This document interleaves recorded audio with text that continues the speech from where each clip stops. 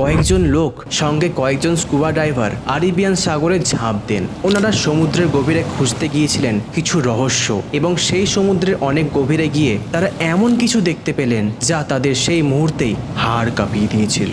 একটা বিশাল নগর সমুদ্রের নিচে, দেখতে অনেকটা প্রাচীন যুগে লাগলেও অনেক উঁচু দেওয়াল, বড় বড় মহল, বিভিন্ন পাথরের মূর্তি সেখানে রয়েছিল। পুরোটা একটা শহর জলের তলায় আছে। পরে সেখান থেকে কিছু পাথরের টুকরো নিয়ে গিয়ে সেটির পরীক্ষা করা হয়, যার পরে ধরা পড়ে এই পাথরগুলি মহাভারতের সময়, এবং এটি সেই হারিয়ে যাওয়া নগর যেটির সম্পর্কে মহাভারতে বলা হয়েছিল। এই শহরটি হচ্ছে ভগবান শ্রীকৃষ্ণের দ্বারকা নগর।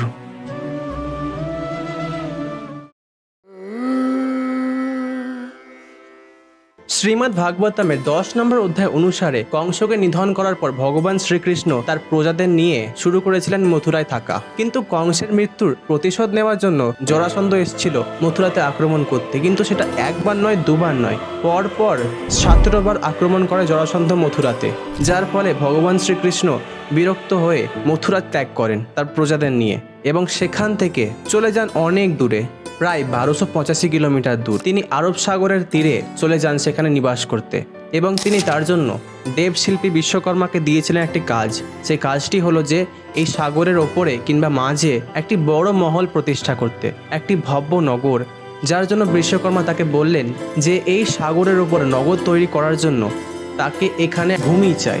কিন্তু তার জন্য ভগবান শ্রীকৃষ্ণ তখন একটি উপায় করলেন। সেই উপায়টি হলো যে তিনি সমুদ্রদেবকে পুজো করতে শুরু করলেন। সেই পুজোর ফলে সমুদ্রদেব প্রসন্ন হয়ে তাকে অনেক ভূমি দিয়ে দেন। সমুদ্রদেব তাকে 12 যোজন অর্থাৎ 153 কিলোমিটার জমি প্রদান করেন, এবং সেই জমিতে দেবশিল্পী বিশ্বকর্মা এক রাতের মধ্যে তৈরি করে ফেললেন সেই নগর, যাকে আমরা আজ দ্বারকা নগর বলে চিনি। এবার আমি আপনাদের বলি যে দ্বারকা নগর আসলে দেখতে কিরকম ছিল। শ্রীমদ্ ভাগবতম অনুযায়ী বলা হয় যে দ্বারকা নগর আজকের নগরগুলোর থেকেও অধিকতর অ্যাডভান্স ছিল এবং অনেক সুন্দর ছিল। অনেক উঁচু দেওয়াল, বড় বড় দরজা, সোনার বাগিচা, সোনার মহল, বাণিজ্যিক রাস্তা ইত্যাদি ছিল দ্বারকাতে। আবার দ্বারকা শহরে একটি প্রাইভেট সুন্দর কোয়ার্টার তৈরি করা হয়েছিল গ্রহ দেবতাদের পুজো করার জন্য। এই ছিল সেই জেলা যেখানে বিশ্বকর্মা নিজের প্রতিভা দেখিয়েছিলেন, দৈবিক প্রতিভা এবং তার দক্ষতা, যার মাধ্যমে তিনি বুঝিয়েছিলেন যে তিনি কতটা দক্ষ একটি নগর নির্মাণের ক্ষেত্রে। আর এই দ্বারকা নগরে ছিল ভগবান শ্রীকৃষ্ণের 16,108টি রানীর 16,108টি ভব্য প্রাসাদ। এই নগরের মাঝ বরাবর ছিল শ্রীকৃষ্ণের ভব্য মহল। আজ থেকে প্রায় অনেক বছর আগে 1930 সালে ভারতীয় আর্কিওলজিস্ট হীরানন্দ শাস্ত্রী দ্বারা শুরু হয়েছিল একটি মহান অভিযান। যেই অভিযানে খোঁজা হচ্ছিল দ্বারকা নগরকে, সেই নগর যেই নগর জলের ভেতর তলিয়ে গিয়েছিল, সেই পুরনো শ্রীকৃষ্ণের দ্বারকা নগরকে। কিন্তু দুর্ভাগ্যবশত সেই অভিযান সফল হয়নি। আর এখান থেকেই অনেকজন আর্কিওলজিস্ট বন্ধুদের মনে উঠেছিল এক চিঙ্গারি, ভগবান শ্রীকৃষ্ণের সেই দ্বারকা নগর খোঁজার। তারপর আবার কি, তারপর 1963 সালে JM নানাবতী এবং HD সাংকালিয়ার নেতৃত্বে একটি দল তৈরি হয়েছিল, যেটি চেষ্টা করেছিল খনন করার শ্রীকৃষ্ণের দ্বারকা নগরকে। কিন্তু সে খননের পরেও কোনো ভালো ফল পাওয়া যায়নি, যার জন্য সেখানে সেই অভিযানটাকে ক্যান্সেল করে দেওয়া হয়। কিন্তু তৃতীয় খনন, যেটি হয়েছিল 1983 থেকে 1990 সালের মধ্যে, কিছু আর্কিওলজিস্টদের নিয়ে শুরু হয়েছিল দ্বারকা নগরের খনন বেট দ্বারকার কাছে, যেটি গুজরাটের দ্বারকাধীশ মন্দির থেকে 30 কিলোমিটার উত্তরে পূর্বে একটি দ্বীপ আকারে রয়েছে। সেখানে কয়েকজন স্কুবা ডাইভারের সাথে ডক্টর SP রাওয়ের নেতৃত্বে, যিনি ছিলেন একজন ভারতীয় আর্কিওলজিস্ট, সবাই নেমে পড়েন বেট দ্বারকার নিচে, অর্থাৎ বেট দ্বারকা দ্বীপের জলের নিচে। কিন্তু কিছুটা গভীর যেতেই সেই মানুষগুলো দেখতে পায় অনেক কিছু, যা তাদের চমকে দিয়েছিল, এবং সেগুলো শুনলে আপনারা নিজেরাও আশ্চর্য হবেন। হ্যাঁ, তাহলে চলুন আমরা সেগুলো শুনে নিই। তারা অনেক কিছু দেখতে পান, যার মধ্যে প্রথমেই ছিল অনেক বড় একটি দ্বার। তারপর সেখানেই ছিল কয়েকশো পাথরের খোদাই করা মূর্তি, পাথরের লঙ্গর, সেচের স্রোত, যার উপর সম্ভবত দ্বারকার প্রাচীন শহর স্থাপিত হয়েছিল। আর সেই শহর জুড়ে ছিল বড় বড় দেওয়াল।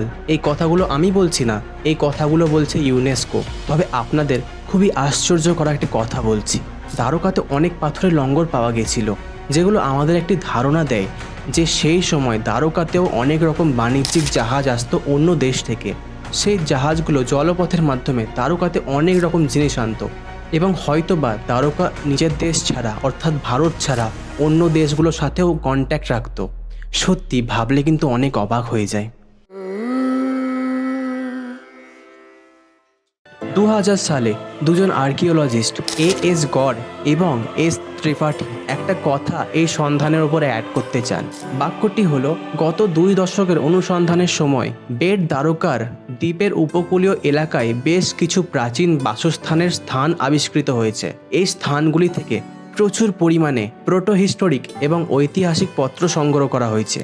পরে দ্বারকার সমুদ্রতল থেকে সন্ধানপ্রাপ্ত জিনিসগুলোকে অর্থাৎ সেই পাথরের মূর্তি এবং পাথরগুলোকে অনুসন্ধান করার জন্য বস্তুগত পরীক্ষা এবং কার্বন ডেটিংয়ে পাঠানো হলো। পরে ডক্টর এসপি রাও এই সমস্ত পরীক্ষার ফল দেখে একটি কথা বলেছিলেন যে এই স্থানে পুরাতাত্ত্বিক প্রমাণ এবং কাঠামোগুলো আমাদের মহাকাব্যে উল্লেখিত জিনিসগুলোর সাথে যুক্ত হতে পারে। পরে তিনি একটি লাইন বললেন যে এই আবিষ্কারগুলি পৌরাণিক কাহিনীগুলোকে বাস্তবে পরিণত করেছে। তাহলে আপনারা বুঝতে পারলেন জিনিসটা কি বলতে চাইলেন।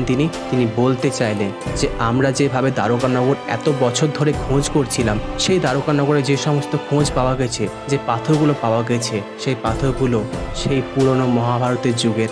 হ্যাঁ, তার মানে দ্বারকানগর সত্যি শ্রীকৃষ্ণের রাজ্য ছিল, এটা প্রমাণ হলো। তাহলে আজকের ভিডিও এখানেই শেষ করছি। আশা করি আপনাদের আজকের এই ভিডিও ভালো লেগেছে এবং আপনাদের কাছে আমার একটি অনুরোধ আছে, আমাদের চ্যানেলটাতে খুব অল্প সাবস্ক্রাইবার আছে, তো আপনারা একটু প্লিজ সাবস্ক্রাইব করে দিন। তাহলে আমরা এইরকম ভিডিও ফিউচারে আরও আনতে পারবো।